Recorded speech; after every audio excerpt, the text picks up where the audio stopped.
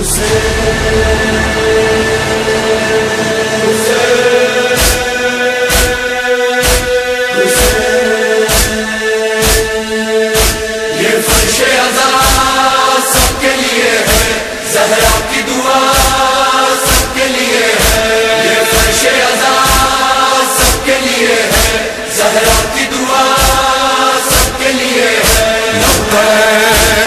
لبیک حسین لبیک حسین لبیک حسین لبیک حسین لبیک حسین لبیک حسین لبیک. بسم اللہ الرحمن الرحیم وبہ نستعین. الحمد للہ رب العالمین والصلاة والسلام علی سید الانبیاء والمرسلین وخاتم النبیین سیدنا و مولانا ابی القاسم محمد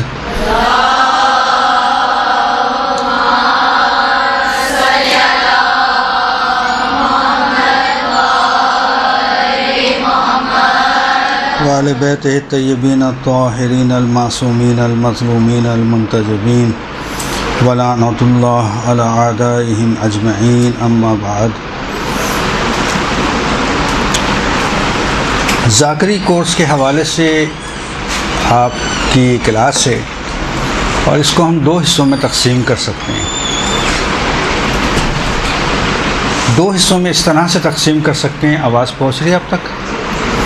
دو حصوں میں ہم اس کو اس طرح سے تقسیم کر سکتے ہیں کہ ایک مرتبہ آپ کی خطابت ہے، یعنی تقریر کا انداز. مثلا آپ کی آواز کیسی ہونا چاہیے، آپ کے اعضاء و جوارح آپ کے مطالب کے ساتھ ملنا چاہیے. صحیح. میں مثلا بات کروں زمین کی اور اشارہ کروں آسمان کی طرف تو یہ مناسب نہیں ہے. تو دو حصوں میں اس کو ہم تقسیم کر سکتے ہیں. ایک حصہ وہ ہے کہ جو آپ کو انداز بتایا جائے گا کہ انداز گفتگو آپ کا کیا ہونا چاہیے، کس انداز سے آپ کے اعضاء و جوارح کی حرکات، آپ کے جو جملات ہیں ان سے ہم آہنگ ہونا چاہیے. جہاں کی بات کریں وہیں کی طرف اشارہ ہونا چاہیے. ایک چیز. دوسرا حصہ اس کا وہ ہے مطالب، میٹر. کہ آپ کا میٹر کیا ہونا چاہیے، آپ کے مطالب کیا ہونا چاہیے، آپ کے عناوین کیا ہونا چاہیے. مثلا انداز تو آپ نے سیکھ لیا، بہت اچھا انداز آپ نے اختیار کر لیا. آپ کے تمام اعضاء و جوارح آپ کے جملات کے ساتھ حرکت بھی کر رہے ہیں. جہاں آپ کو آواز کو بلند کرنا ہے وہاں آپ بلند کر رہے ہیں، لیکن میٹر آپ کے پاس کچھ بھی نہیں. تو یہ خطیب ناکام خطیب ہوگا. دونوں چیزیں ایک ساتھ ہونا چاہیے. اچھا، اس میں اعضاء و جوارح سے زیادہ جو خطابت کا ایک انداز ہوتا ہے اس سے زیادہ میٹر ڈپینڈ کر رہا ہوتا ہے کہ میٹر آپ کیا دے رہی ہیں. چونکہ لوگ مطالب کو سننا چاہتے ہیں، میٹر کو سننا چاہتے ہیں، متن کو سننا چاہتے ہیں کہ آپ کا میٹر کیا ہے. کیونکہ بعض افراد کو یہاں ہمارے دوستوں میں سے ہیں، سب قابل احترام ہیں. بعض افراد کے انداز اچھے ہیں، میٹر نہیں. بعض افراد کے میٹر تو بہت اچھے ہیں، انداز نہیں. دونوں چیز ضروری ہیں، البتہ میٹر بہت اہم ہے. تو میں آپ کو انداز تو نہیں بتاؤں گا یہاں پہ آج. ہاں، میٹر کے حوالے سے آپ کو بتاؤں گا کہ آپ کا میٹر کیا ہونا چاہیے. اس میں سے ایک میٹر آج میں آپ کی خدمت میں پیش کروں گا. ویسے تو میں جو میٹر اپنے لیے تیار کر کے لایا تھا وہ ذرا تھوڑا سا یعنی ممکن ہے کہ بعض افراد کے لیے سنگین ہوں، لیکن کوشش کریں گے کہ اس کو آسان الفاظ میں آپ کے سامنے بیان کریں. کیونکہ میرے ذہن میں یہ تھا کہ شاید سینئر کلاس ہوگی تو اس لحاظ سے میٹر بھی تھوڑا سا سنگین ہے. سنگین سے مطلب تھوڑا سا آپ کو توجہ دینا ہوگی.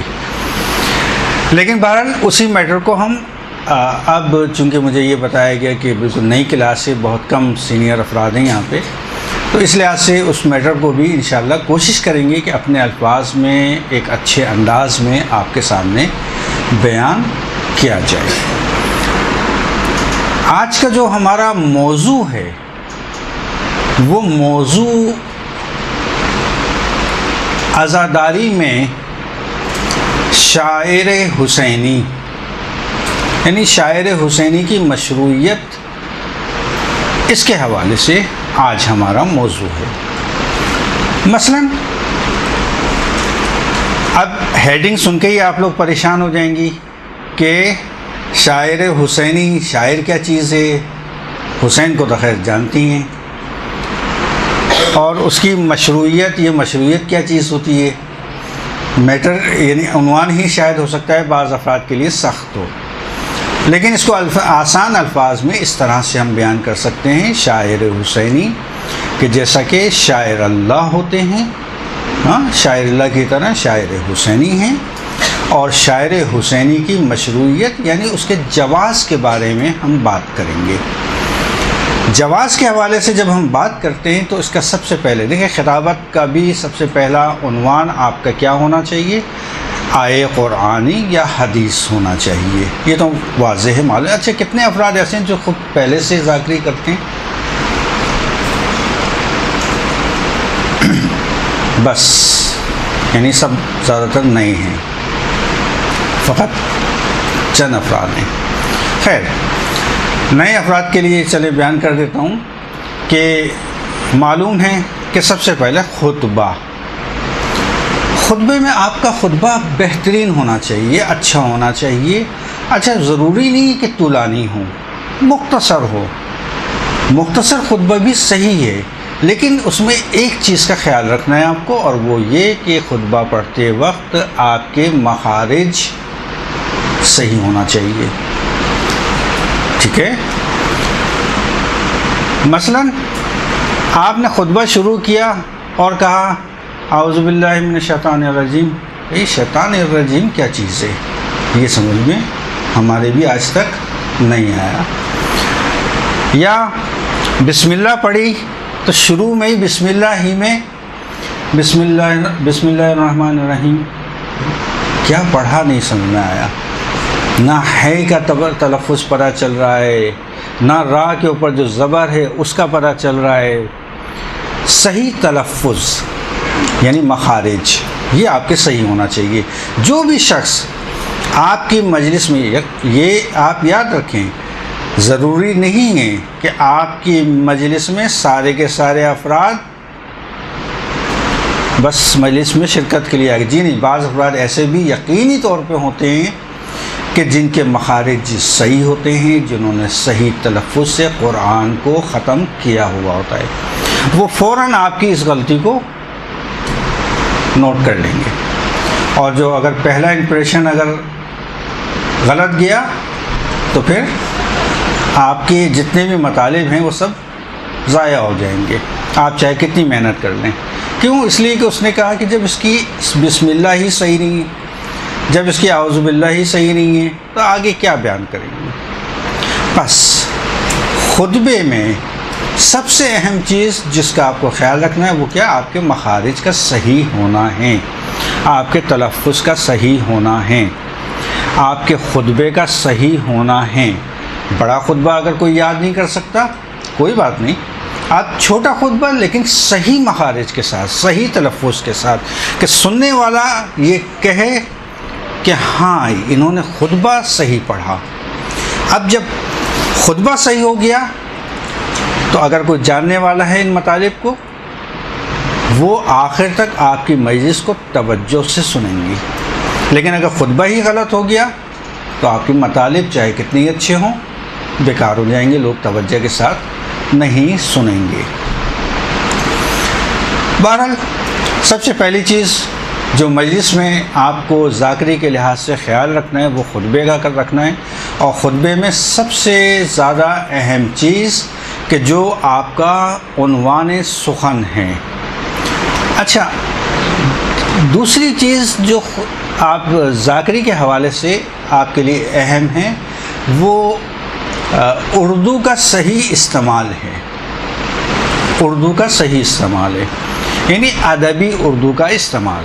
مثلا میں نے الفاظ استعمال کیے کہ تقریر کا عنوان یہ ہونا چاہیے، یہ بھی کہہ سکتا تھا میں، لیکن میں نے کہا عنوان سخن آپ کا، عنوان سخن آپ کا کس کو معیار قرار دینا چاہیے، کس کو عنوان قرار دینا چاہیے؟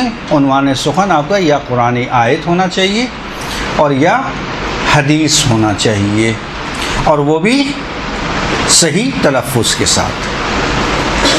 اب چونکہ پہلا ہماری جو بات ہم نے بیان کی وہ یہی کی کہ آپ کو عنوان سخن جو ہے وہ آئے قرآنی ہونا چاہیے، لہٰذا ہمارے موضوع کے لحاظ سے بھی عنوان سخن ہمارا آئے قرآنی ہے، کہ جہاں مشروعیت شاعر حسینی جس سے ہم ثابت آپ کے سامنے کریں گے. قرآن مجید کی سورہ حج میں 32ویں آیت، سورہ حج کی 32ویں آیت، یہ میں میٹر دے رہا ہوں آپ کو مجالس کے لیے. 32ویں آیت، وَمَن يُعَظِّمْ شَعَائِرَ اللَّهِ فَإِنَّهَا مِن تَقْوَى الْقُلُوبِ.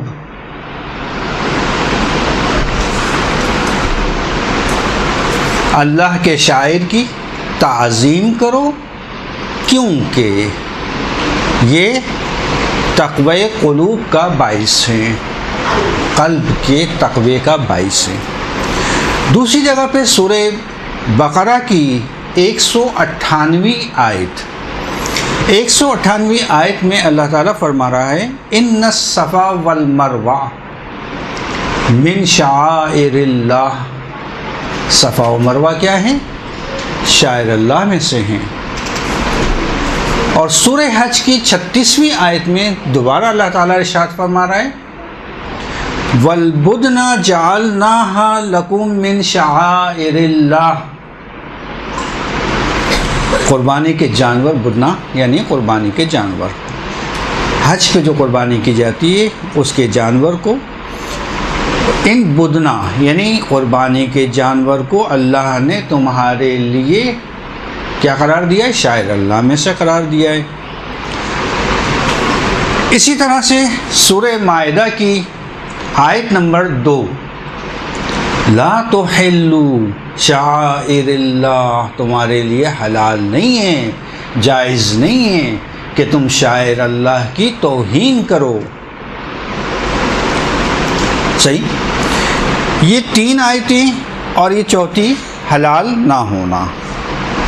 اب سب سے پہلے چیز جو آپ کو ذاکری کے لحاظ سے بھی خیال رکھنا ہے اور وہ یہ رکھنا ہے کہ جس وقت آپ نے آیت کی تلاوت کر دی اور اس کا ترجمہ پیش کر دیا، آیت کی تلاوت اور ترجمہ پیش کرنے کے بعد اس کے معنی اچھی طرح سے بیان کریں، واضح کریں، سب کے لیے بہت واضح آسان الفاظ میں بیان کریں. مثلا یہاں پر وَمَن يُعَظِّمْ شَعَائِرَ اللَّهِ ایک لفظ استعمال ہوا ہے شعائر. شاعر کے معنی کیا ہے؟ شاعر در حقیقت جو ہے وہ شعیرہ کی جمع ہے. شاعرہ، شین عین یہ را اور چھوٹی ہے. شعیرہ، شاعر جمع ہے شعیرہ کی. اس کے بعد ہر لفظ کے 2 معنی ہوتے ہیں، ہر لفظ کے 2 معنی ہوتے ہیں. یا وہ معنی لغوی لحاظ سے ہوں گے، لغت کے لحاظ سے ہوں گے، یا وہ معنی اصطلاحی لحاظ سے ہوں گے. ہر آیت قرآنی میں اور ہر حدیث میں، آیت میں اور حدیث میں ایک چیز کا خیال رکھنا ہے، اور وہ یہ کہ جو اہم جملہ ہے کہ جہاں سے آپ کو اپنا عنوان سخن شروع کر مقصد نہائی تک پہنچانا ہے، یعنی نتیجے تک پہنچانا ہے، اہم جملہ، اہم لفظ کو لیجئے اور اس لفظ کے لغوی معنی بھی حتماً دیکھیے اور اصطلاحی معنی بھی دیکھیے، چونکہ دونوں الفاظ کے اس میں فرق ہوتا ہے۔ مثلا صلاۃ، صلاۃ کے دو معنی ہیں، ایک معنی لغوی معنی ہے اور ایک معنی اصطلاحی معنی ہے۔ لغوی معنی کیا ہے صلاۃ کے؟ دعا مانگنا، صلاۃ کہتے ہیں دعا کو۔ لیکن اصطلاحی معنی میں صلاۃ کسے کہتے ہیں؟ ہماری جیسے نماز ادا کرتے ہیں ایک خاص ترتیب کے ساتھ، جس میں قیام ہے، رکوع ہے، سجود ہے، ٹھیک ہے؟ تو دو معنی ہو گئے۔ اب دیکھنا یہ ہے کہ یہ شاعر کے اصطلاحی معنی اور لغوی معنی کیا ہیں، تاکہ بات ہماری آگے جا کے واضح ہو جائے۔ لغت کے لحاظ سے شعیرہ کہتے ہیں ایک ایسے لغوی معنی، لغت کے لحاظ سے شعیر کہا جاتا ہے ایک ایسے لباس کو کہ جو جسم کے ساتھ چپکا ہوا ہو، ایک ایسا لباس جو انتہائی چست ہو اور وہ جسم کے ساتھ چپکا ہوا ہو۔ البتہ معلوم ہونا چاہیے آپ کو، اس طرح کے لباس پہننا خواتین کے لیے بھی نامحرم کے سامنے جائز نہیں ہے، ٹھیک ہے؟ اب اس کے معنی یہ ہیں، لغت کے لحاظ سے معنی کیا ہوئے؟ شاعر یعنی ایک ایسا لباس جو انتہائی چست ہو اور وہ لباس کے ساتھ چپکا ہوا ہو، اس طرح سے کہ دونوں کے درمیان میں کسی قسم کا کوئی فاصلہ نہ ہو کہ یہ لباس کو دیکھیں تو جسم تک پہنچ جائیں، لباس کو دیکھیں تو فوراً آپ کا ذہن جسم تک پہنچ جائے۔ بس جب ہم اس کے اصطلاحی معنی جان لیں گے تو ہمیں لغت کے معنوں میں آسانی ہو جائے گی کہ جو ہم نے لغت میں معنی بیان کیے ہیں۔ اصطلاحی معنی قاموس القرآن، دیکھیں جب بھی آپ تقریر کریں اس میں ابھی تک میں نے کئی باتیں آپ کو بتائی ہیں، ایک بات اور اضافہ کریں، جیسے جیسے بات آگے بڑھے گی نقطہ بتاتا رہوں گا۔ ایک بات وہ کیا کہ جس وقت بھی آپ تقریر کریں معتبر کتابوں کے حوالے بالکل صحیح انداز سے نوٹ کریں۔ صحیح قاموس القرآن، اب قاموس القرآن آپ کو معلوم ہونا چاہیے قاموس القرآن ہے کیا چیز اور قاموس القرآن لکھی کس نے ہے۔ علامہ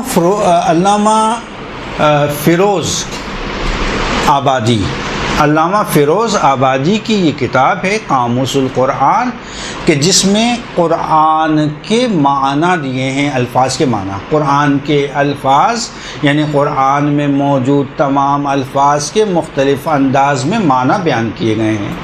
اتنی موٹی ایک ضخیم کتاب ہے، اس کو کہتے ہیں قاموس القرآن، ٹھیک ہے؟ علامہ فیروز آبادی، صحیح۔ علامہ فیروز آبادی قاموس القرآن میں کہتے ہیں شعیر کی جمع ہے جس کے معنی ہیں علامت، علائم، نشانے، علامت، علائم، نشانہ، یہ اس کے معنی ہیں۔ علامہ طبرسی اگر جو ایران گئے ہیں زیارتوں پر تو ایک شارع بھی ان کے نام سے موجود ہے، علامہ طبرسی۔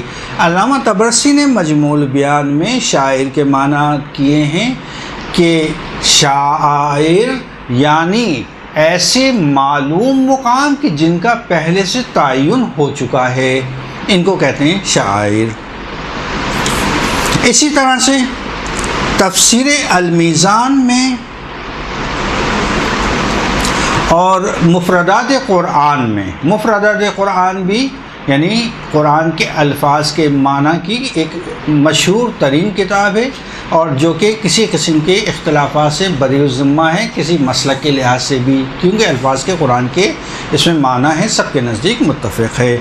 اس میں جو شاعر کے معنی بیان کیے ہیں، ہر وہ چیز کہ جو نشاندار ہو، جیسے وقوف کی جگہ، جیسے سعی کی جگہ، جیسے قربانی کا جانور۔ لیکن اس طرح سے کہ جس سے ہم عظمت پروردگار کو درک کر سکیں. اس کو کہتے ہیں شعائر. یعنی جیسے ہی ہم کسی چیز کو دیکھیں، جو ابھی تک معنی کیے ہم نے اس کے لحاظ سے، کہ جیسے ہی ہم کسی چیز کو دیکھیں تو ہم پروردگار کی طرف ہمارا ذہن یعنی تبادر ذہنی ہمارا پروردگار کی طرف چلا جائے. اس کو کہتے ہیں شعائر. مثلا خانہ کعبہ کو دیکھ کر آپ کے ذہن میں کیا تصویر آتی ہے؟ کون یاد آتا ہے آپ کو؟ اللہ تعالیٰ. خانہ کعبہ کو اگر کوئی دیکھے، مسجد الحرام کو بھی دیکھے، کیا ذہن جاتا ہے؟ اللہ تعالیٰ کی ذات. بس ہر وہ چیز جو نشاندار ہو، حتیٰ جو میں نے سورہ بقرہ کی 198 آیت کی تلاوت کی، اس میں بدنا کو بھی شاعر اللہ قرار دیا ہے. بدنا کیا چیز ہے؟ بدنا اس آیہ قرآنی میں جو ابھی میں نے تلاوت کی تھی سورہ بقرہ کی 158ویں آیت، بدنا کہتے ہیں حج کی اقسام ہیں. حج تمتع ہے، حج مفردہ ہے، حج قران ہے. ٹھیک ہے، معلوم ہے آپ لوگوں کو حج کی اقسام. عموماً جو ہم لوگ جاتے ہیں وہ کون سا حج کرتے ہیں؟ حج تمتع. ٹھیک ہے. اور اسی طرح سے جو مکے کے رہائشی ہیں وہ حج کون سا انجام دیتے ہیں؟ حج قران. صحیح. اب یہ حج کے لیے جب جاتے ہیں تو ان کے لیے آپ لوگ جب یہاں سے جاتے ہیں تو آپ لوگوں کے لیے ضروری نہیں ہے کہ آپ قربانی کا جانور اپنے ساتھ لے کے جائیے. لیکن مکے کے رہائشی لوگ جب حج کے لیے جاتے ہیں تو ان کے لیے ضروری ہے کہ وہ اپنا قربانی کا جانور اپنے ساتھ لے کے جائیں. اور جب وہ ساتھ لے کے جاتے ہیں تو اس کے اوپر کوئی نشانی لگاتے ہیں کہ یہ میرا حج کی قربانی کا جانور ہے. مثلا یا کوہان پر ایک علامت لگاتے ہیں، یا حتیٰ اپنے جوتے اس کی گردن میں آویزاں کرتے ہیں.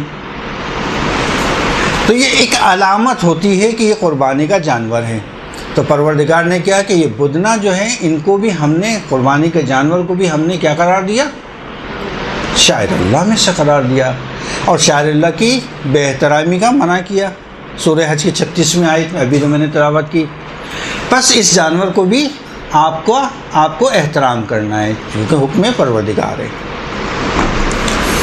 اسی طرح سے تفسیر روح المعانی علامہ آلوسی، یہ اہل سنت کی مشہور ترین یعنی تفسیر کی کتاب ہے. تفسیر روح المعانی.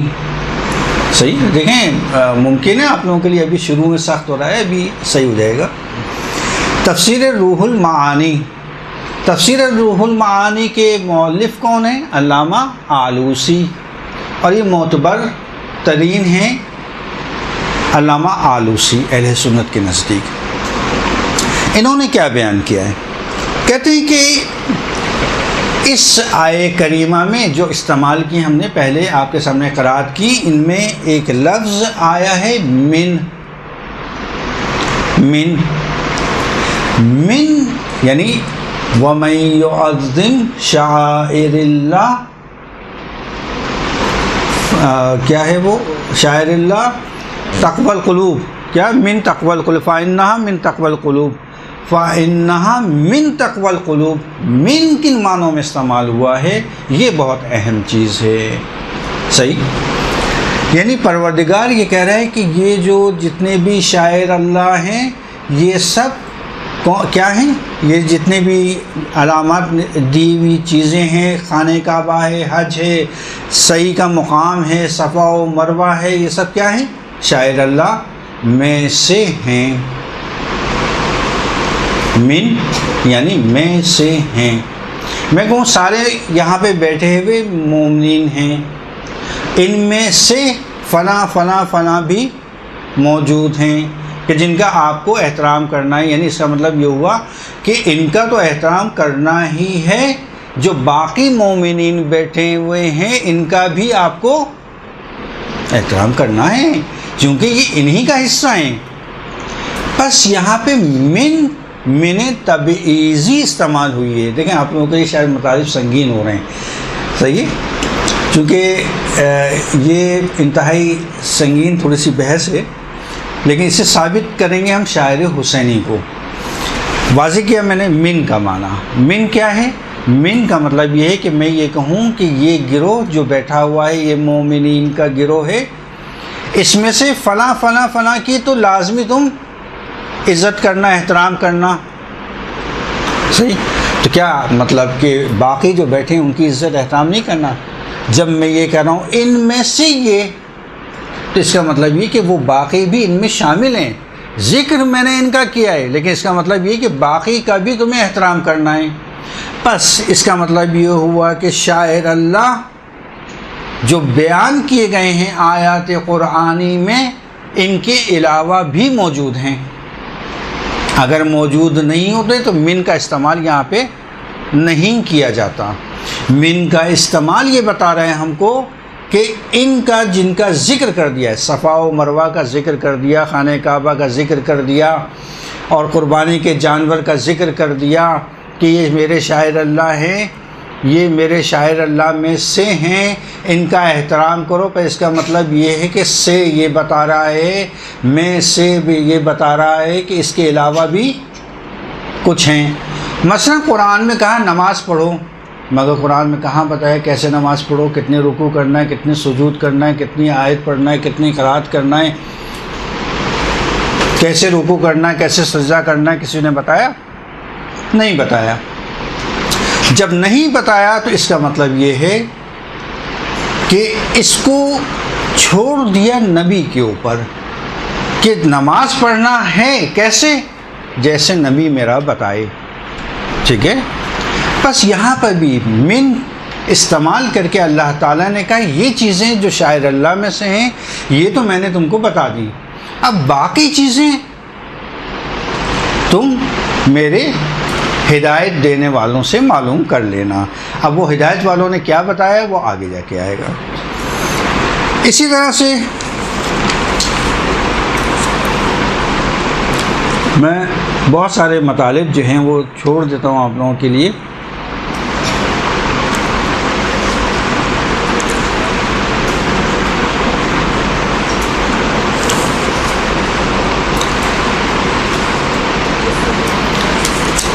اچھا, ایک مطلب یہاں میں بیان کرتا ہوں اس میں سے جو کہ اہم ہے. دیکھیے, ایک مرتبہ ہم کہتے ہیں شاعر اللہ, معنی کیا کیے کہ جس کو آپ دیکھیں تو آپ کے تبادر ذہنی, آپ کا ذہن فوراً اللہ کی طرف پہنچے, وہ شاعر اللہ. مگر یہ کائنات کی تمام چیزیں اگر جس پر آپ غور کریں گے تو کیا اللہ آپ کو نظر نہیں آئے گا؟ یہ درخت, یہ دریا, یہ سمندر, یہ پتھر, یہ پہاڑ, کائنات کی ہر چیز. پر اس کا مطلب ہر چیز شاعر اللہ میں سے. اور جب ہر چیز شاعر اللہ میں سے ہے تو بس اس کا احترام بھی آپ کے اوپر کیا ہو جائے گا؟ واجب ہو جائے گا. پھر تو بڑی مصیبت ہو گئی. تو آپ کو لیے ہر چیز کا احترام کیجیے, ہر چیز کا آپ کو احترام کرنا ہوگا اگر ایسا ہو. کہ نہیں ایسا نہیں ہے, فرق ہے یہاں پہ. شاعر اللہ ایک مرتبہ ہم استعمال کرتے ہیں اور ایک مرتبہ ہم کہتے ہیں آیت اللہ. آیت اللہ اور شاعر اللہ, کائنات کی ہر چیز آیت اللہ ہے لیکن شاعر اللہ نہیں ہے. کائنات کی ہر چیز آیت اللہ ہے.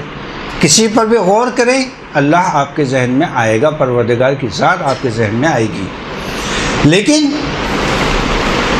وہ شاعر اللہ نہیں ہے, آیت اللہ ہے. اس لیے کہ ہر آیت اللہ یعنی اللہ کی علامت, اللہ کی نشانی کا احترام کرنا آپ کے لیے ضروری نہیں ہے, لیکن شاعر اللہ کا احترام کرنا آپ کے لیے ضروری ہے. بس شاعر اللہ خاص چیزیں ہیں.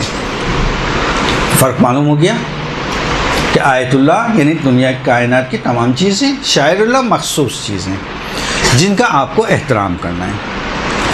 اب وہ کون سی چیزیں ہیں کہ جن کا ہمیں احترام کرنا ہے؟ ہر وہ چیز کہ جس کا دین پروردگار سے تعلق ہو وہ شاعر اللہ ہے.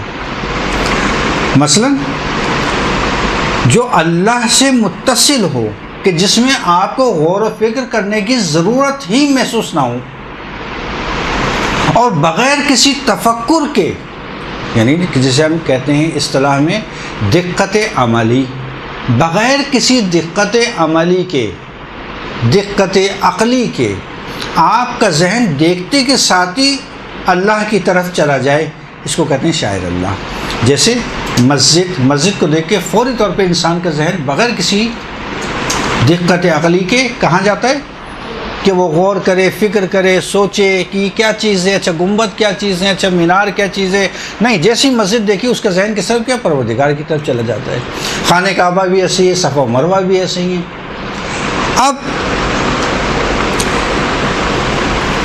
دیکھتے یہ ہیں کہ اس شاعر اللہ کے بارے میں شاہ ولی اللہ محدث دہلوی کیا کہتے ہیں. چونکہ شاہ ولی اللہ محدث دہلوی تمام مسلمانوں کے جو دوسرے فرقے ہیں ان کے نزدیک بہت ہی اہم اور بہت ہی معتبر شخصیت کا نام ہے. اتفاق یہ ہے کہ ہمارے علاوہ جتنے بھی فرق اسلامی ہیں سب کے نزدیک، چاہے اس کا تعلق بریلوی ہوں، چاہے وہ دیوبندی ہوں، چاہے وہ اہل حدیث ہوں، چاہے وہ کوئی اور ہوں، ان کے نزدیک، سب کے نزدیک شاہ ولی اللہ محدث دہلوی بہت اہمیت کے حامل ہیں اور جن کی بڑی عزت و مقام ہے. وہ کیا فرماتے ہیں؟ کہتے تعظیم شاعر اللہ یعنی تعظیم کا ذریعہ کہ پروردگار کی قربت کو اس کے ذریعے سے حاصل کیا جائے. یہ معنی کر رہے ہیں کون؟ شاہ ولی اللہ محدث دہلوی. یہ شاہ ولی اللہ محدث دہلوی ہیں کون؟ شاہ ولی اللہ محدث دہلوی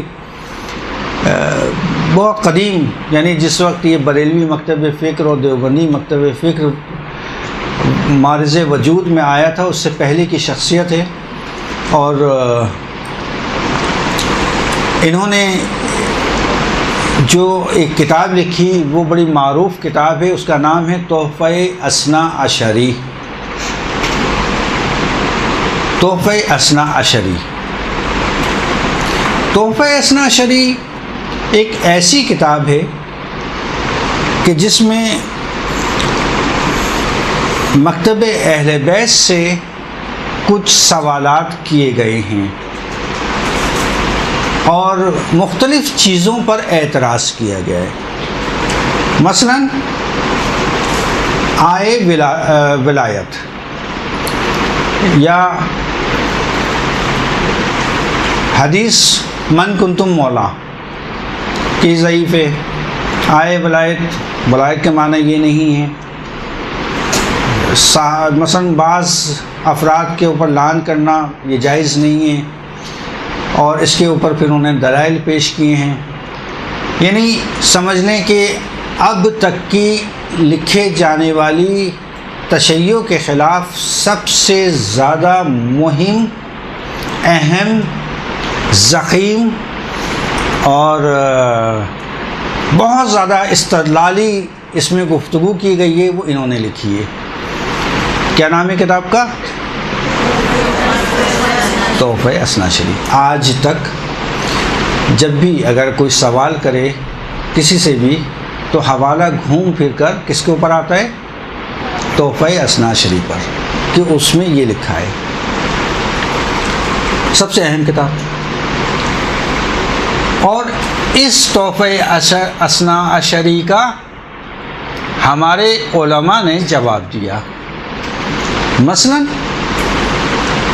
حدیث غدیر کے اوپر جو اعتراض کیا، صاحب ابقاد نے 20 جلدوں میں اس کا جواب دیا.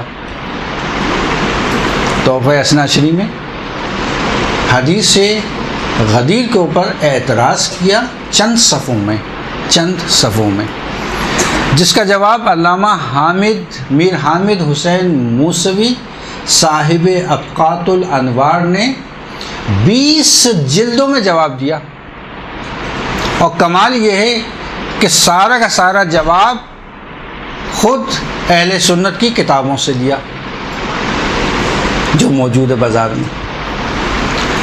اعتراض ہوا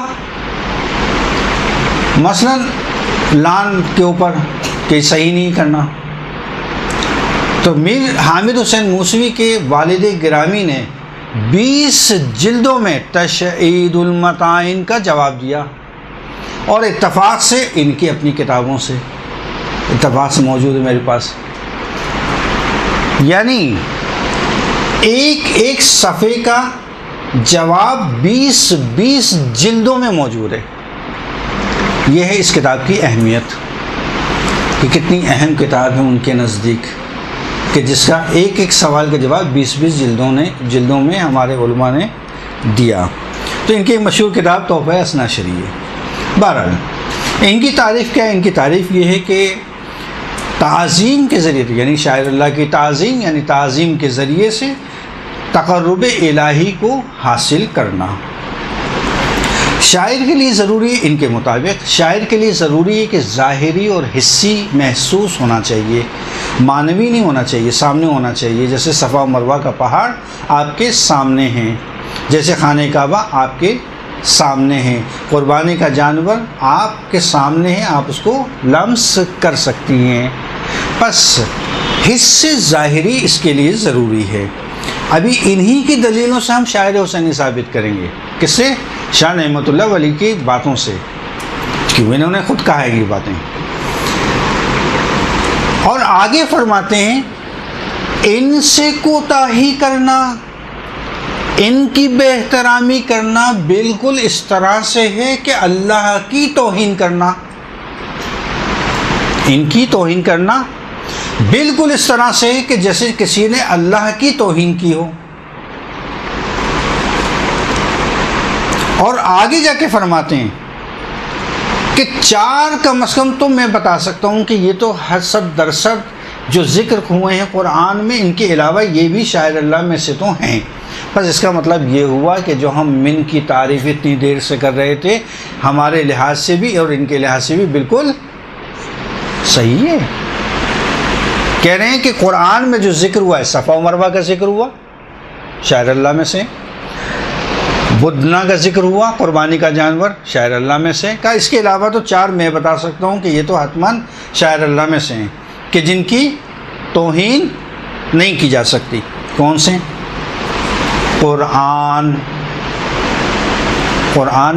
مجید کہ جو شاعر اللہ میں سے ہیں، جس کی توہین ہرگز نہیں کی جا سکتی۔ اس کی توہین یعنی اللہ کی توہین، شاہ ولی اللہ کے الفاظ میں دہرا رہا ہوں، صحیح۔ کعبۃ اللہ، خانہ کعبہ شاعر اللہ میں سے، اس کی توہین ایسے اللہ کی توہین، پر اس کا احترام کرنا ہے آپ کو۔ اسی طرح سے نبی اکرم کی ذات گرامی، ان کی توہین نہیں کر سکتے، ان کا احترام کرنا ہے۔ اور اگر کسی نے ان کی توہین کی، ان کی بے احترامی کی، تو بالکل ایسا ہے جیسے اللہ کی توہین کی، اللہ کی بے احترامی کی۔ اور اسی طرح سے 4تھی چیز نماز کی کوئی توہین نہیں کر سکتا، بلکہ احترام کرنا ہے۔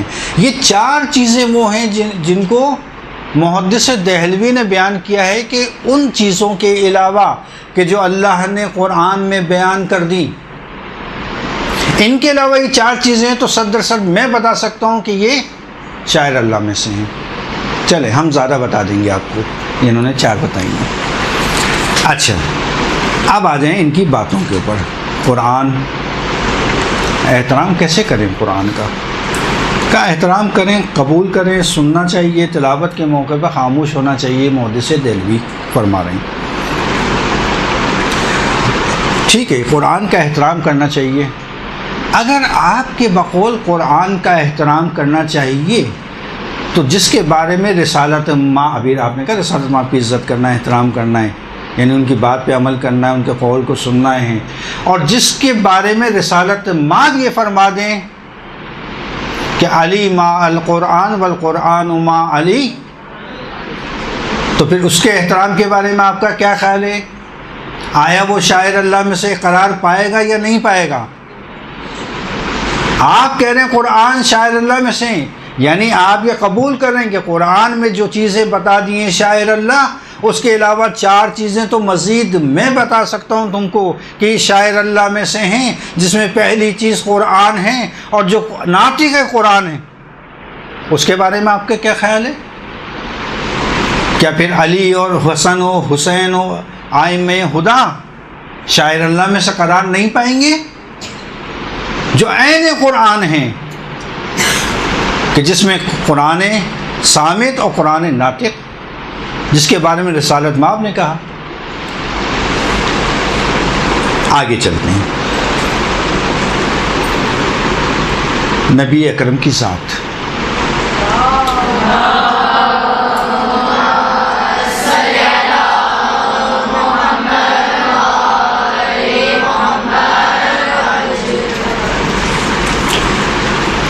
نبی اکرم کی ذات، اگر نبی اکرم کی ذات شاعر اللہ میں سے ہے تو جو نفس رسول ہوگا وہ آیا شاعر اللہ میں سے نہیں قرار پائے گا؟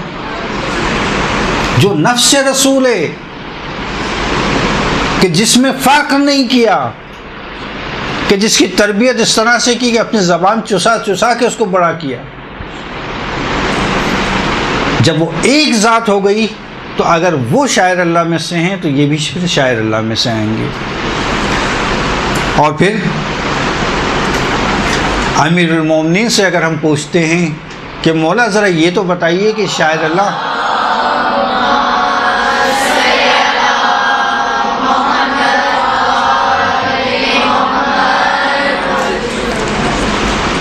مولا یہ تو بتائیے کہ شاعر اللہ ہیں کیا چیز؟ تو مولا نے جواب دیا کہ نحن شاعر اللہ و اصحابی، ہم ہیں شاعر اللہ اور میرے اصحاب۔ امیر المومنین کی ذاتی گرامی خود اپنے آپ کو شاعر اللہ کہہ رہی ہے، مگر امیر المومنین کی ذات حجت نہیں ہے ہمارے لیے۔ اور اگر ہم دوسروں کی بات کریں تو ہم یہ کہیں گے کہ آپ کے نزدیک صحابہ کی بات حجت ہے یا نہیں ہے؟ حجت مانتے ہیں، ہم نہیں مانتے۔ حجت فقط عصمت کے ساتھ ہے، عصمت کے علاوہ حجت نہیں ہے، یہ جو ہمارا نظریہ ہے۔ بس اگر آپ صحابہ کی ذات کو حجت کہتے ہیں مگر حضرت علی علیہ السلام صحابہ نہیں تھے، نہ مانیں آپ دوسری چیزیں، صحابہ تو کم از کم مانتے ہیں، صحابہ تو تھے، بس آپ کے نزدیک حجت ہے۔ اور جب حجت ہے تو اس کا قول بھی حجت۔ اب سوال کریں وہی والا کہ مولا شاعر اللہ کیا ہیں؟ کہا نانو شاعر اللہ، میں ہوں شاعر اللہ۔ تو اس کا مطلب یہ کہ آئمہ کی ذوات مقدسہ شاعر اللہ میں سے ہیں۔ واضح ہوئی بات؟ صلوات پڑھیں ایک مرتبہ۔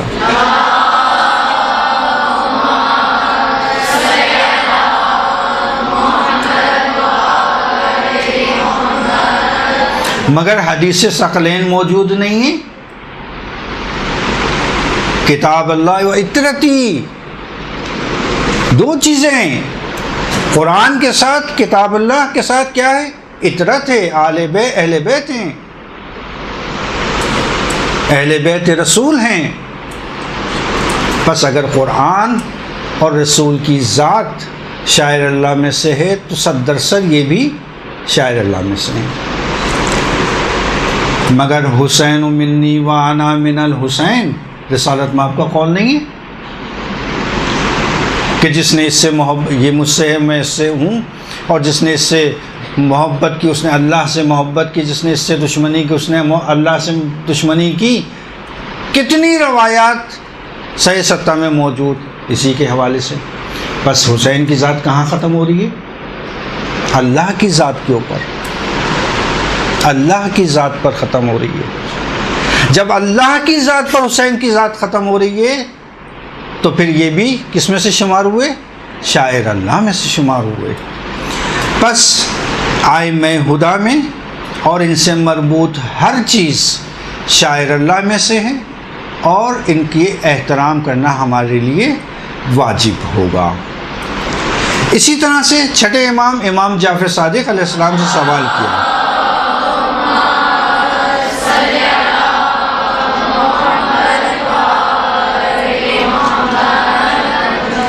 مولا یہ جو آیت نازل ہوئی ہے وَمَن يُعَظِّمْ شَعَائِرَ اللَّهِ فَإِنَّهَا مِن تَقْوَى الْقُلُوبِ، یہ شاعر اللہ سے مراد کیا ہے؟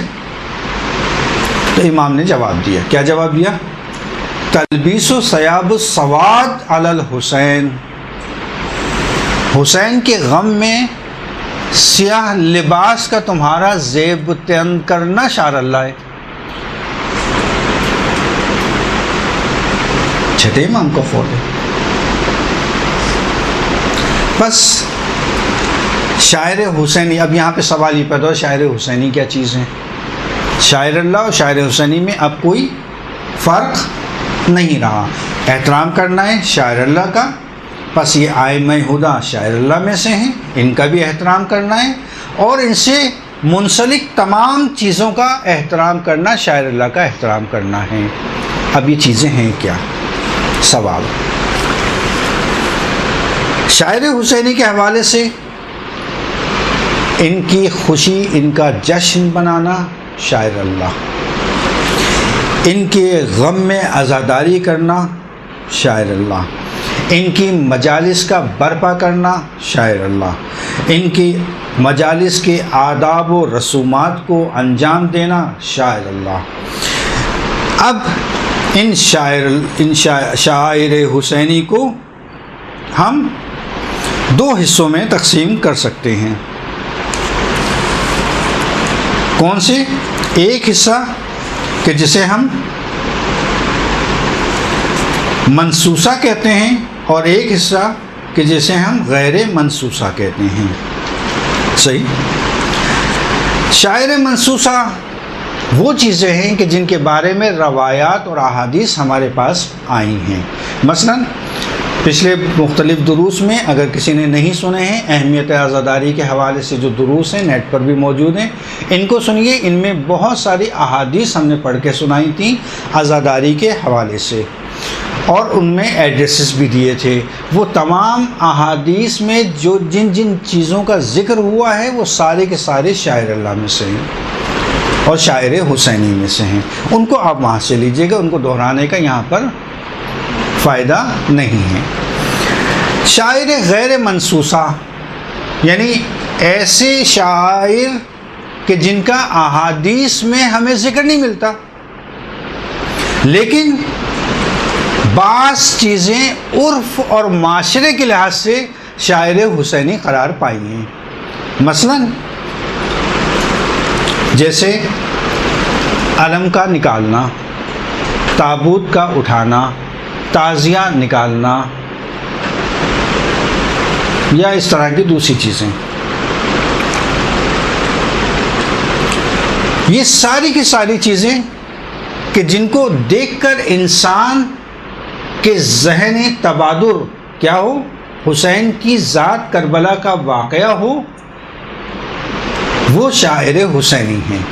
اور شاعر حسینی کا احترام کرنا بالکل اس طرح سے ضروری ہے کہ جس طرح سے اللہ نے دوسرے شاعر اللہ کا احترام آپ کے لیے قرار دیا ہے۔ اب مسئلہ یہ ہے کہ یہ چیزیں کہاں سے ہمیں ثابت، اچھا اس سے پہلے کہ ہم اس کو ثابت کریں، ایک چیز اور یہاں پہ بیان کرتا چلوں آپ کے لیے، اور وہ یہ ہے کہ یہ چیزیں آئیں کہاں سے۔ مثلا ہم دیکھتے ہیں کہ شاعر اللہ کا کردار، شاعر اللہ کرتے کیا ہیں، شاعر حسینی کا کردار کیا ہے، اس کا مقصد کیا ہے۔ مثلا پہلا مقصد اپنے دین کی معرفی کرانا، تعارف کرانا، ایک یہ پہلا مقصد ہے۔ شاعر حسینی آپ کے تشخص کو بیان کرتا ہے۔ مثلا بنی اسرائیل فرعون کے مقابلے میں تابوت لے کے جاتے تھے کہ جنہیں تابوت سکینہ کے نام سے جانا جاتا ہے۔ تابوت سکینہ ایک صندوق تھا، ایک تابوت تھا کہ جس کے اندر تبرکات حضرت موسیٰ موجود تھے. ان تبرکات کو وہ اپنے ساتھ رکھا کرتے تھے اور ان کو وہ ہر جگہ لے کے جایا کرتے تھے. بس اس کو کہا جاتا ہے تابوت سکینہ. جتنی بھی وہ عبادات بنی اسرائیل والے انجام دیا کرتے تھے اسی تابوت سکینہ کے سامنے بیٹھ کر اس کا احترام کرتے ہوئے اس کے سامنے انجام دیتے تھے. جبکہ مختلف انبیاء بھی گزرے. بس اس کا مطلب یہ ہوا اس تابوت کا رکھنا، اس کے سامنے وہ جو عبادت انجام دیا کرتے تھے ظاہراً ان کے لحاظ سے کوئی اشکال، کوئی اعتراض کی بات نہیں تھی. یہ پہلی مثال. یا اسی طرح سے جنگ احد کے اندر کفار اپنے بتوں کو لے کر آئے تھے. دیکھیں، شاعر باطل بھی ہو سکتے ہیں اور شاعر حق بھی ہو سکتے ہیں. صحیح، باطل بھی ہو سکتے ہیں، حق بھی ہو سکتے ہیں. جنگ احد کے اندر بت لے کر آئے. سب سے بڑے بت کا نام حبل تھا. حبل کفار مکہ اور مشرکین مکہ کا سب سے بڑے بت کا نام حبل تھا. اور جب حبل لے کر آئے تو نعرہ کیا لگاتے تھے؟ آلاؤ الحبل، آلاؤ حبلو، آلاؤ حبلو. اب مسلمان ان کے نعروں کو سن رہے ہیں. دوسرا ان کا بت، اس کا نام تھا عزا. اب انہوں نے نعرہ کیا لگایا عزا کے لیے؟ شاعر. عزا کا نعرہ کیا لگا؟ لنا عزا ولکم عز ولا عزا لکم. لنا عزا ولا عزا لکم. ہمارے لیے عزا موجود ہے، تمہارا عزا ہی نہیں ہے. اب مسلمانوں نے کہا یا رسول اللہ، یہ اتنے شدید نعرے لگا رہے ہیں اپنے کفار، اپنے بتوں کے حوالے سے، ہمیں بھی کوئی نعرہ لگانا چاہیے. تو بھی مسلمانوں نے کون سا نعرہ لگایا؟ کہا نعرہ لگاؤ اللہ اکبر، اللہ اکبر. وہاں سے یہ نعرہ مسلمانوں میں اللہ اکبر کا نعرہ آیا. اسی طرح سے مسلمانوں نے دوسرا عزا کا جواب اس طرح سے، جب انہوں نے یہ کہا کہ لنا عزا ولا مولا لکم، لنا عزا ولا مولا لکم، ہمارے پاس عزا ہے، تمہارے پاس کوئی مولا نہیں ہے. تو مسلمانوں نے اس کا جواب کیا دیا؟ اس شعار سے دیا کہ اللہ مولانا ولا مولا لکم، اللہ مولانا ولا مولا لکم. ہمارا مولا کون ہے؟ اللہ ہے، تمہارے پاس کوئی مولا نہیں ہے. بس یہ شاعر ہوا کرتے تھے جو اپنے مذہب کو بیان کیا کرتے تھے. تشخص کو بیان کرنا ایک ہدف ہے شاعر کا. اسی طرح سے مقصد کو بیان کرنا ہے. مثلا کربلا کے اندر یا دوسری جنگوں کے اندر رواج تھا کہ رجس پڑھا کرتے تھے. جب بھی کوئی آتا تھا تو ایک شعر پڑھتا تھا، اپنے آپ کو اظہار کیا کرتا تھا وہ کس لشکر کا ہے. جب وہ یزیدی لشکر کا ہوتا تھا تو یزید کی طرف سے اشعار پڑھتا تھا، اور جب وہ حسینی لشکر کا ہوتا تھا تو امام حسین کے حوالے سے وہ اشعار کو بیان کرتا تھا. اسی طرح سے جنگ بدر میں میں بہت تیز جاؤں گا چونکہ مطالب تھوڑے سے بیان کرنا ہے. جنگ بدر کے اندر پرچم موجود. جنگ خیبر کا معروف واقعہ کہ علم میں کس کو دوں گا، وہ علم خود ایک شاعر اللہ میں سے ہے کہ جس کی طلب ہر شخص کو تھی کہ وہ علم کس کو کل ملے گا. اسی طرح سے ہر قبیلے کا اپنا پرچہ یا علامت. اسی طرح سے ہر ممالک کے پرچم و نشان اور اس کا احترام. مثلا ہر ملک کا پرچم ہے اور اس کا احترام کیا جاتا ہے. مجھے اچھی طرح سے یاد ہے جب ہم چھوٹے چھوٹے ہوتے تھے، اسی کراچی شہر کے اندر جب وہ پریڈ ہوا کرتی تھی، ہم چھوٹے سے تھے، ہمارا اسکول بھی قائد اعظم کے جو مزار ہے اس کے قریب تھا، تو وہ ریہرسل کر رہے تھے تو وہ پاکستانی پرچم جو ہے انہوں نے لپیٹ دیا. ہم دوست آپس میں بڑے کھڑے ہوئے باتیں کر رہے تھے تو ان کا کرنل آ گیا فوج کا، اور اس نے کہا کہ خاموش. کیوں خاموش ہے؟ ہم تو بچے تھے نا، سوال کر لے کیوں خاموش ہوں؟ کہ تمہیں نہیں پتہ دو پرچم لپیٹتے ہیں. بس ایک ملک کے پرچم کا اتنا احترام کہ اس کرنل نے آ کر ہمیں، یہ ذاتی واقعہ ہے میرے ساتھ پیش آیا ہے، منع کیا کہ دیکھو اس کا احترام کرنا ہے، اس کے سامنے بات نہیں کرنی، اس کو عزت اور احترام دینا ہے. تمام کے تمام فوجی، حتیٰ وہ افراد فوج کے جو وہاں سے کاموں میں مصروف تھے، وہ بھی اس کے سامنے جب وہ پرچم کو انہوں نے لپیٹنا شروع کیا اس کے سامنے احترام کے ساتھ کھڑے ہو گئے، کام چھوڑ دیا اپنا. اتنی عزت و احترام. جب ایک ملک کے پرچم کی اتنی عزت و احترام ہو کہ جو پرچم عباس سے متعلق ہو، حسین سے متعلق ہو، اس کا احترام نہیں ہونا چاہیے؟ یہ عقلی چیز ہے کہ یقینی طور پر اس کا احترام ہونا چاہیے، کیونکہ منسوب ہے ان ہستیوں سے۔ حتیٰ رسالت مآب کا اپنا ایک خاص پرچم تھا جو ان کے خیمے پہ نصب ہوا کرتا تھا۔ آج کی بہت ساری ایسی سیاسی جماعتیں ہیں کہ جن کا دعویٰ یہ ہے کہ یہ پرچم رسول اللہ کا پرچم اس طرح سے تھا، انہوں نے اسی پرچم کو اپنایا، بقول ان کے اس طرح سے تھا۔ موجود ہے، معلوم ہوگا آپ کو، وہ اپنے پرچم کا احترام کرتے ہیں۔ مگر کیا حسین کے پرچم اور عباس سے مربوط پرچم، منسوب پرچم کے احترام نہیں کرنا چاہیے؟ عقل یہ کہتی ہے احترام کرنا ہے، اور خود یہ شاعر حسینی باعث ہے کہ جو ہمیں التزام دے رہا ہے، ملزم کر رہا ہے، لازم کر رہا ہے ہم پر کہ اس کا احترام کرو۔ بہرحال اب شاعر حسینی کو ہم کیسے انجام دیں؟ ہماری بات چل رہی تھی میرے خیال میں جب اس کے اوپر، دلیل کے اوپر، غیر منصوصہ کی۔ دیکھیں، علم، تعزیہ، تابوت، یہ ایک علامات ہیں جو جلوس میں اور مجالس میں اٹھائی جاتی ہیں یا نکالی جاتی ہیں، اور سب سے اہم چیز اس میں تو وہی عقلی دلیل کہ چونکہ ان ذوات اور ان ہستیوں سے یہ چیزیں متعلق ہیں، منسوب ہیں کہ جن کا احترام کے لیے ہمیں کہا گیا ہے، اب ان سے مربوط جتنی بھی چیزیں ہیں ان کا ہمیں احترام کرنا ہوگا۔ دوسری چیز جو اس کی اصل دلیل ہے وہ ہے دلیل ادلہ عمومات، یعنی مثلا کل شیء لکا حلال۔ ہمارے پاس ایک قاعدہ موجود ہے، اور وہ قاعدہ یہ ہے کہ ہر چیز تمہارے لیے جائز ہے مگر یہ کہ اس کا منع آ جائے۔ یہ قاعدے جو ہماری شریعت میں جاری کیا جاتا ہے، ہر چیز تمہارے لیے جائز ہے، ہر چیز تمہارے لیے حلال ہے مگر یہ کہ اس کے لیے منع آ جائے۔ آپ کے شک ہوا کہ فلاں چیز، فلاں کام کرنا میرے لیے جائز ہے یا جائز نہیں، اگر دلیل موجود ہے فبہا، یعنی بہت اچھی بات ہے، اب اس دلیل کے اوپر عمل کریں، اس حدیث کے اوپر عمل کریں۔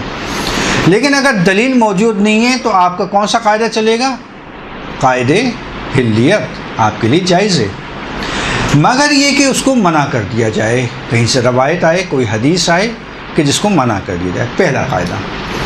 دوسرا قاعدہ وہ یہ ہے کہ ہمارے لیے معصوم کا قول، فعل اور سکوت، یہ تینوں چیزیں جائز حجت ہیں ہمارے لیے، یعنی معصوم کے سامنے کوئی ایک کام انجام دیا جائے اور معصوم اس کو دیکھ کر خاموش رہیں، یعنی اس کا مطلب یہ دلیل ہے کہ یہ کام جائز ہے۔ بس جب جائز ہے تو اس کا کرنا بھی ہمارے لیے جائز ہے۔ اب ہمارے پاس علم، تعزیہ، تابوت جب ہم نکالتے ہیں تو پہلی دلیل اس کے جواز کی وہ قاعدے عمومیت ہے، یعنی جب رسالت مآب یا ائمہ ہدیٰ نے اس کے انکار، اس کے منع کے اوپر کوئی دلیل کوئی موجود ہے آپ کے پاس، کوئی حدیث آئی ہے؟ نہیں آئی۔ بس جب نہیں آئی تو اس کا مطلب یہ کہ یہ کام کرنا صحیح ہے۔ اگر صحیح نہیں ہوتا تو حدیث آنا چاہیے تھی، روایت آنا چاہیے تھی، روایت نہیں آئی یعنی اس کا مطلب جائز ہے آپ کے لیے۔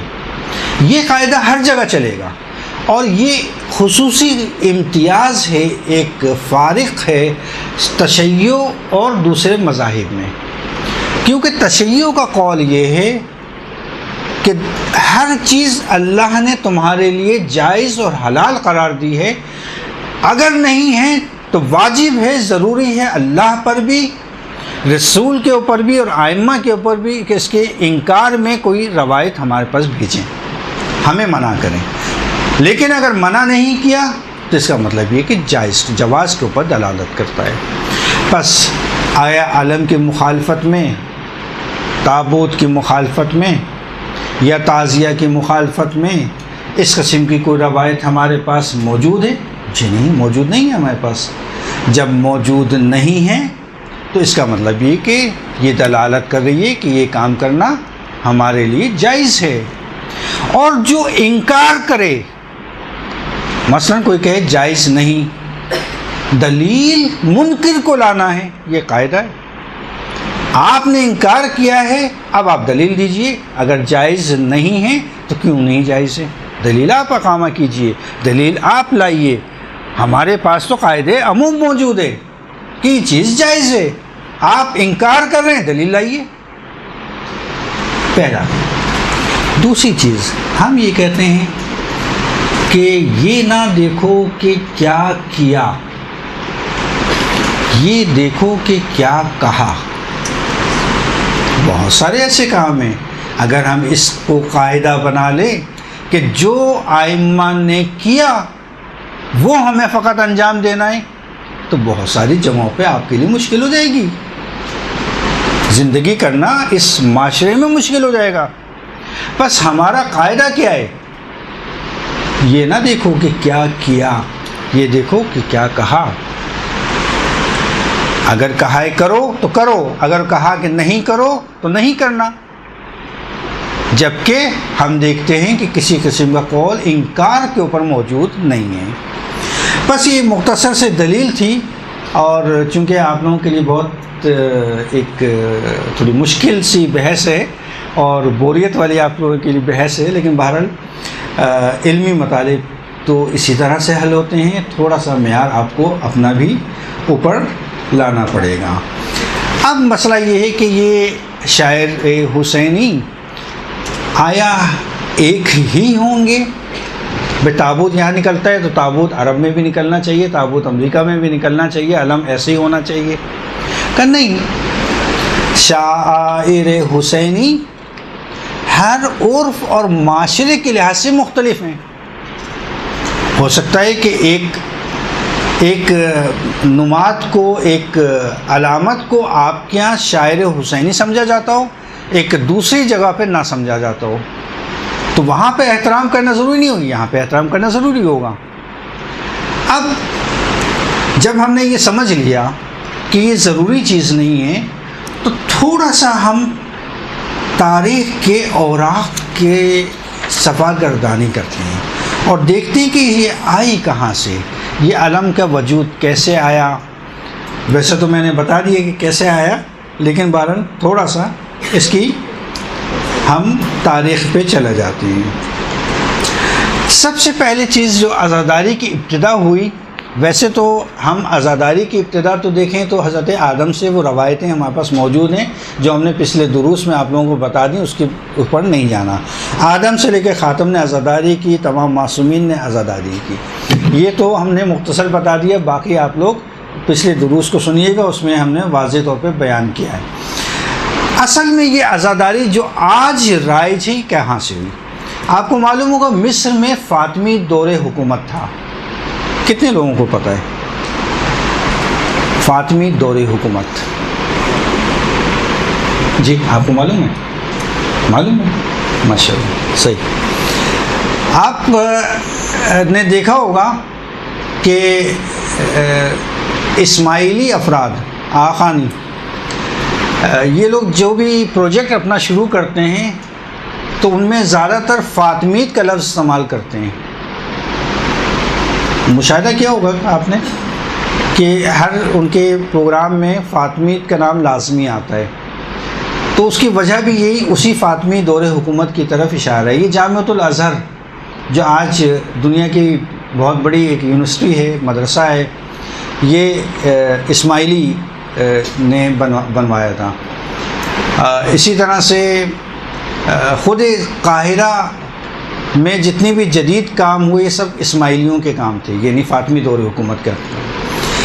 اچھا یاد رکھیے گا کہ ان اسماعیلیوں میں اور آخانیوں میں فرق ہے۔ اب دیکھیں ہم اس کی تاریخ میں نہیں آ رہے، چونکہ ہمارے پاس ٹائم بہت کم ہے، پھر کبھی بیان کر دیں گے ان کے بارے میں۔ کچھ تھوڑا سا فرق ہے اسماعیلیوں میں آخانیوں میں۔ ہم بات کریں اسماعیلیوں کی۔ پہلی علی ولی اللہ کی جو مساجد سے اذان دی گئی تھی میناروں سے، وہ فاطمی دور میں دی گئی تھی، کہ جہاں پہ خطبے میں امیر المومنین کا خطبے نام سے پڑھا گیا اور علی ولی اللہ کی اذان کو جو ہے نشر کیا گیا۔ اور اسی طرح سے جو پہلی مرتبہ روزے عاشور اور تاسوعہ یعنی 9 محرم اور 10 محرم کی تعطیل، یعنی عام تعطیل جسے کہتے ہیں آپ لوگ، پہلی مرتبہ فاطمی دور میں ہوئی، فاطمیوں نے کی مصر کے اندر۔ اور یہ مختصر نہیں تھے، مصر سے مراد یہ کہ پورا شام کا علاقہ اور آپ کا یہ حتیٰ جو ہے وہ تا عراق یہ لوگ موجود تھے، ان کی حکومت تھی۔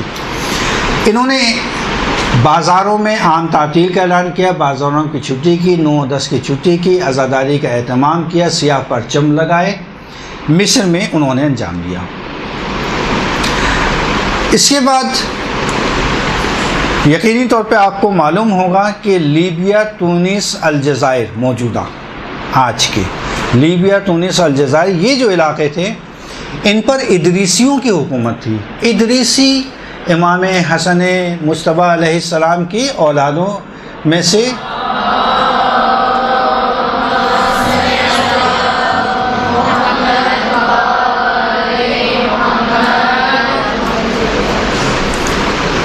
ان کی حکومت تھی وہاں پر۔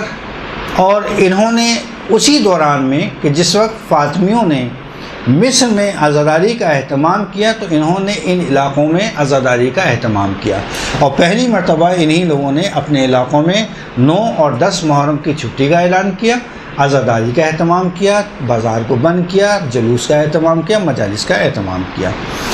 اسی طرح سے ایران میں آل بویا کی حکومت آئی۔ آل بویا شیعہ حکومت تھی۔ انہوں نے پہلی مرتبہ ایران، عراق، بحرین اور اس سے ملحقہ جتنے علاقے تھے اس میں معز الدولہ نام کا بادشاہ تھا، اس نے اعلان کیا کہ 9 محرم اور 10 محرم کو چھٹی کی جائے گی۔ بغداد کا بازار پہلی مرتبہ 9 اور 10 محرم کو بند ہوا اور سیاہ پرچم لگائے گئے اور بازاروں میں باقاعدہ سینہ زنی اور مجالس اور ماتم کا اہتمام کیا گیا۔ اگر ہم دیکھیں تو آل بویا کے تمام دور میں یہ سلسلہ جاری رہا، ادھر فاطمی کے دور میں جاری رہا، ادھر ادریسیوں کے دور میں جاری رہا آخری دور تک۔ اس کے بعد تیموریان کی حکومت آ گئی۔ تیموری حکومت کے دور میں تھوڑا سا اس عزاداری کو ٹھہراؤ آیا، لیکن آخری جو ان کے بادشاہ گزرے تیموریوں کے، انہوں نے پھر اجازت دے دی، اور اتنی ایسی اجازت دی کہ وہاں سے وہ سلسلہ افغانستان اور تا بر صغیر میں آ گیا، اور بر صغیر میں بھی عزاداری کا اہتمام ہونے لگا۔ اگر آپ کو بر صغیر کی عزاداری کے حوالے سے جو ہے وہ معلومات لینا ہو تو آپ ویسے تو شاعر یہاں پہ تھے، ایک شاہد نقوی صاحب، انہوں نے بھی لکھی ہے، ڈاکٹر مبارک علی صاحب کی کتاب ہے، انہوں نے بھی لکھی ہے۔ اور اس کے علاوہ آپ ایک ہے تاریخ فرشتہ نامی کتاب، تو وہاں سے اہل سنت کی، البتہ غصہ نہیں کیجیے گا اس کو پڑھ کر، کیونکہ اس میں بہت غلط قسم کے الفاظ استعمال کیے، ضد میں لکھی گئی تھی، لیکن اللہ تعالیٰ کا وہ ہے نا کہ وہ اللہ تعالیٰ بھی جو ہے وہ حق بات جو ہے وہ ظالم کے منہ سے بھی کہلوا دیتا ہے۔ تو وہ تاریخ فرشتہ جو ہے یہاں شاید لائبریری میں موجود ہے اس مدرسے کی، تو وہ حق بات جو ہے وہ نکلوا دیتا ہے۔ تو اس نے لکھی تو ضد شیعی میں تھی کتاب، لیکن وہ اس طرح سے لکھ دی کہ ہمیں ایک بہت اچھی تاریخ مل گئی جو ہمارے پاس موجود نہیں تھی، اس کا آپ مطالعہ کر سکتے ہیں۔ بہرحال آپ کو معلوم ہے کہ یہاں پر بر صغیر میں پھر وہ سلسلہ عزاداری کا اس طرح سے شروع ہوا کہ بہت سارے جو نوابین تھے اور بادشاہ تھے وہ شیعہ تھے، انہوں نے عام تعطیل کی اور عزاداری کا سلسلہ شروع ہوا۔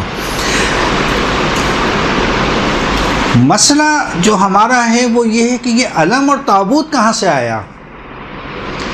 کہتے ہیں کہ علم اور تابوت جو ہے وہ در حقیقت جو ہے 11 میلادی میں، ایک قول کے مطابق 11 میلادی میں جو ہے وہ یہ رسم جو ہے وہ وہاں پر عراق میں اور ایران میں موجود تھی، اور المنتظم کے نام سے ایک کتاب ہے، اس میں اس کا ذکر آیا ہے، اور وہاں پر انہوں نے اس کا ذکر اس طرح سے کیا ہے کہ بغداد کے محلہ میں شیعہ مسلمان، اب جو انہوں نے تعبیر، چونکہ ان کو تو نہیں پتہ یہ کیا چیز ہے، ایک منجنیق کی طرح سے طرح کارش ہوئے ایک چیز کو نکالتے ہیں کہ جس کے اوپر کالا اور سفید پرچم لگاتے ہیں اور اس کے ساتھ تلواریں لٹکاتے ہیں، اور یہ جب بھی کربلا کی زیارت کے لیے جاتے ہیں تو یہ اپنے کندھوں پہ اٹھا کر اس کو کربلا لے جاتے ہیں۔ تو یہ 11 میلادی کے اندر تابوت موجود تھا۔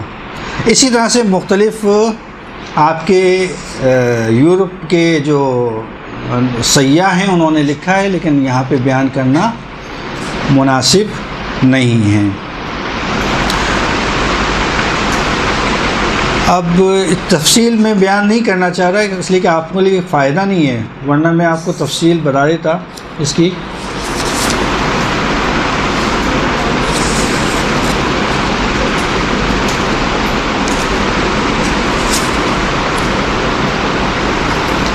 تعزیہ کہاں سے آیا؟ تعزیہ بھی جو ہے وہ اصل میں ایک نخل گردانی یزد کے شہر میں آج بھی ہوتی ہے، اس کو کہتے ہیں نخل گردانی۔ یہ بتا رہا ہوں تعزیہ کہاں سے آیا۔ تعزیہ کی ابتدا ہندوستان میں کہاں سے ہوئی؟ ہندوستان میں جو تعزیہ کی ابتدا ہوئی وہ اصل میں آیا ہے یزد سے۔ کہتے ہیں 1000 سال اس کی تاریخ ہے۔ نخل گردانی یعنی ایک تعزیہ کی شکل کا آج بھی بناتے ہیں، اگر آپ سرچ کریں نیٹ کے اوپر جا کے نخل گردانی، نخل کہتے ہیں کھجور کی شاخوں کو، کہ ایک تعزیہ کی طرح سے بناتے ہیں، بہت اونچا سا تابوت کی شکل کا تعزیہ، اور اس کو نکالتے ہیں، اور ایک خاص رسم ہے جو آج بھی انجام پاتی ہے۔ اس کی شبیہ یہاں پر آئی۔ اچھا وہ کیوں نکالتے ہیں؟ نخل برداری کسے کہتے ہیں، کیا کہتے ہیں، بہت تفصیل ہے اس کی، لیکن جو ہے مختصر یہ ہے کہ یہ اصل میں جس وقت امام حسین علیہ السلام کو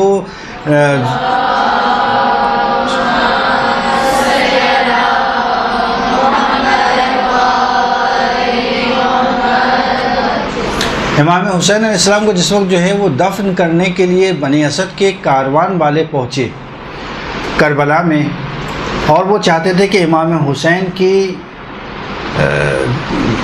جو جسد مبارک ہے اس کو اٹھائیں، تو وہ ایسا پامال ہو چکا تھا کہ اس کو اٹھانا ممکن نہیں تھا ان کے لیے، کیونکہ آپ کو یقینی طور پہ آپ نے مطالعہ کیا ہوا ہوگا، اور ذاکری کے لیے تو ضروری ہے کہ جتنا زیادہ مطالعہ ہو اتنا اچھی ذاکرہ ثابت ہوں گی، جتنا زیادہ مطالعہ ہوگا، کہ جس وقت گھوڑوں کا عرب میں استعمال بہت زیادہ وسیع تھا، آج بھی یہی ہے۔ 2 واحد جانور ہیں دنیا کے کہ جن کا آج بھی شرح نسب لکھا جاتا ہے، 2 واحد جانور ہیں دنیا کے کہ جن کا شجرہ نسب انسانی نہیں بلکہ جانوروں کا بھی لکھا جاتا ہے، اور جن میں سے ایک ہے گھوڑا۔ گھوڑے کا شجرہ نسب آج بھی لکھا جاتا ہے۔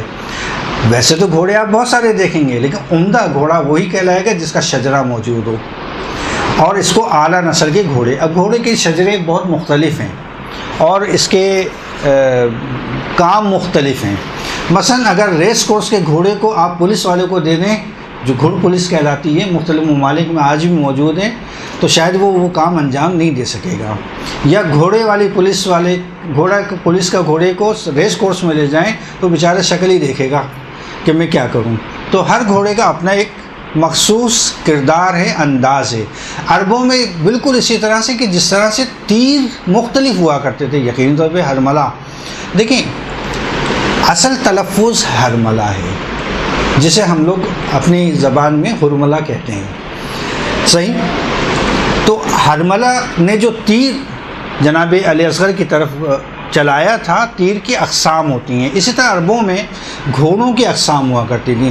جنگ جب تلواروں کی ہوتی تھی اس کے گھوڑے الگ ہوا کرتے تھے، اقسام الگ ہیں اس کی۔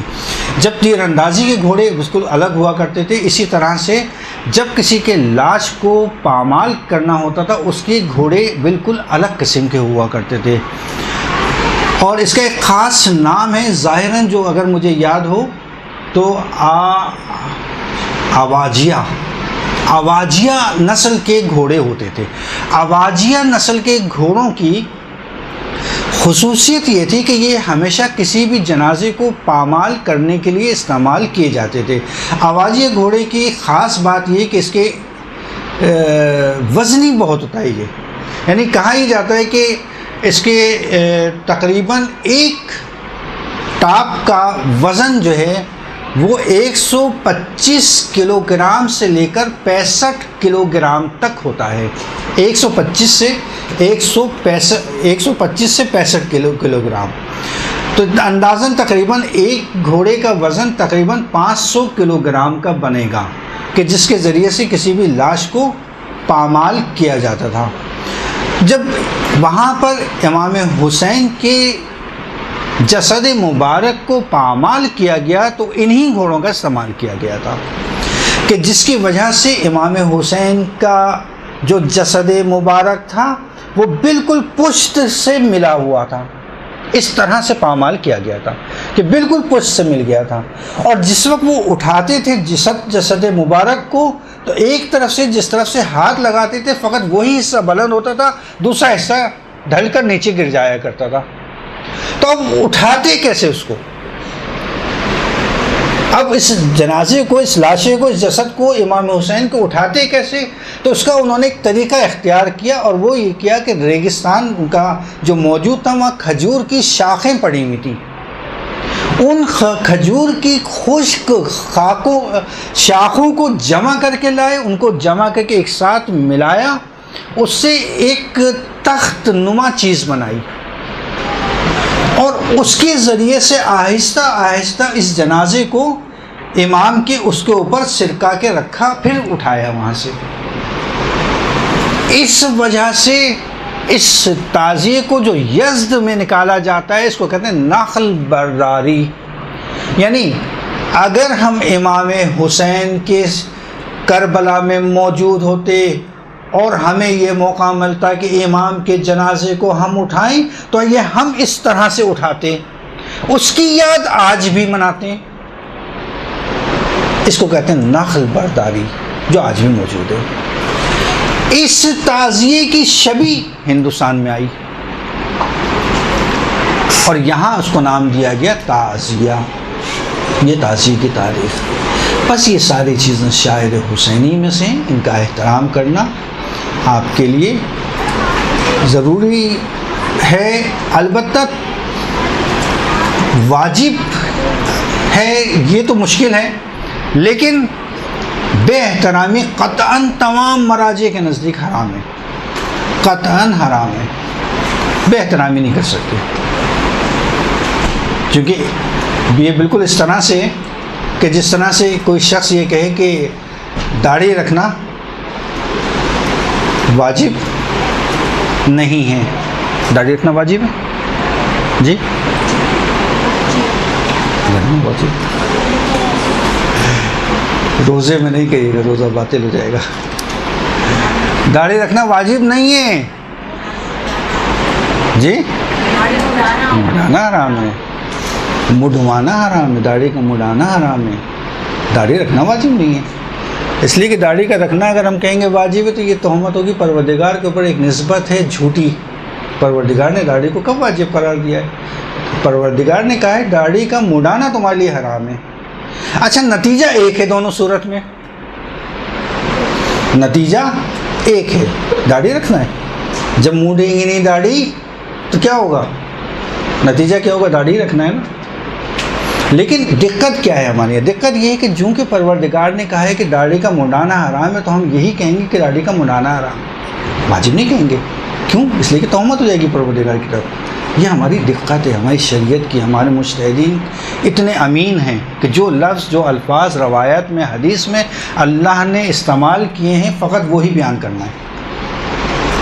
یہ بالکل اس طرح سے کہ داڑھی خود بخود چاہے واجب کہیں یا نہ کہیں خود بخود داڑھی رکھنا ہے. بالکل اسی طرح سے کہ اگر ہم یہ نہ بھی کہیں کہ واجب ہے احترام توہین قطعاً حرام ہے. جب توہین قطعاً حرام ہے تو پھر نتیجہ ایک ہے کہ احترام کرنا ہے.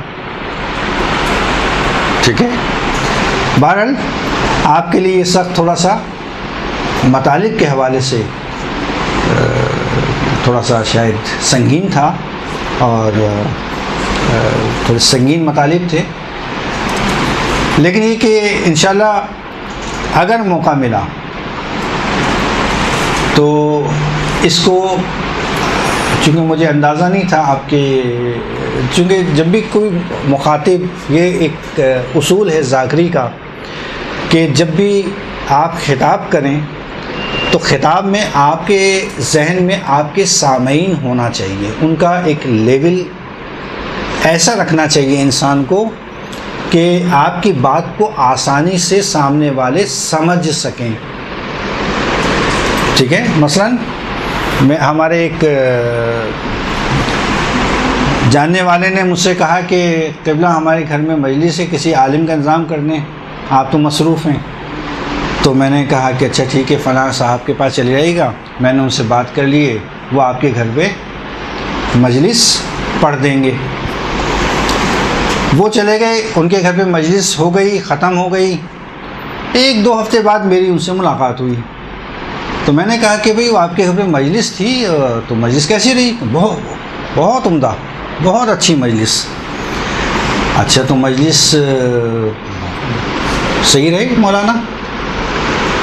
کہنا صاحب آپ نے دیے تھے مولانا. کیا مولانا؟ عالم بڑے، اتنے بڑے عالم آپ نے دے دیے مجلس کے لیے، بہترین مجلس. اچھا بھائی ابھی کیا پڑھا، کیا مطالب بیان کیے؟ بھائی اتنے بڑے مولانا مجلس پڑھ رہے تھے، اتنے بڑے عالم تھے، ہم کو کہاں سے مطالب ان کے پتہ چلیں گے کیا پڑھا. تو آپ لوگوں کے ساتھ کم از کم ایسا نہ ہو،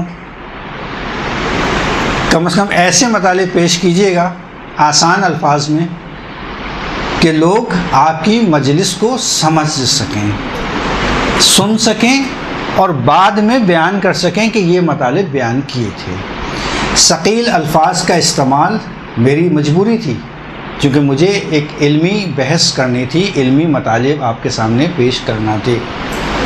اگر میرے سامنے سینئر یہاں کی طلاب ہوتی تو وہ سمجھتی میری بات کو. چونکہ آپ لوگ نئے ہیں، تازہ ہیں، اس لیے ہو سکتا ہے آپ کے لیے بہت سارے الفاظ جو میں نے استعمال کیے وہ مشکل ہوں. لیکن کوشش کریں کہ آپ نہ فقط یہ کہ ذاکرہ کو کورس کریں اس کے بعد کہیں کہ اچھا بھی خدا حافظ. کوشش کریں خدا حافظ نہ کریں. جہاں آپ نے اتنی ہمت کی ہے اس کو جاری رکھیں، چونکہ یہاں پہ علماء کرام آتے ہیں اور علماء کرام آپ کی اپنی معلومات کے مطابق درس دیتے ہیں. خود بخود آپ دیکھیں گے کہ آپ جو پہلے تھیں 6 مہینے بعد ویسی نہیں ہیں. آپ کے ذہن میں خود بخود مطالب آنے لگیں گے، آپ کے الفاظ اور گفتگو سمجھ میں آنے لگے گی، چونکہ اصطلاحات کا استعمال بہت ضروری ہوتا ہے بعض جگہوں پر.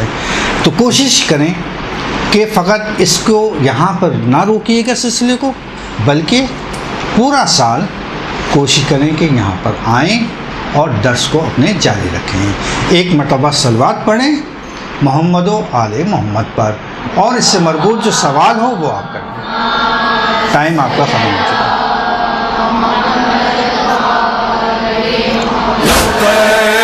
حسین لبیک، حسین لبیک.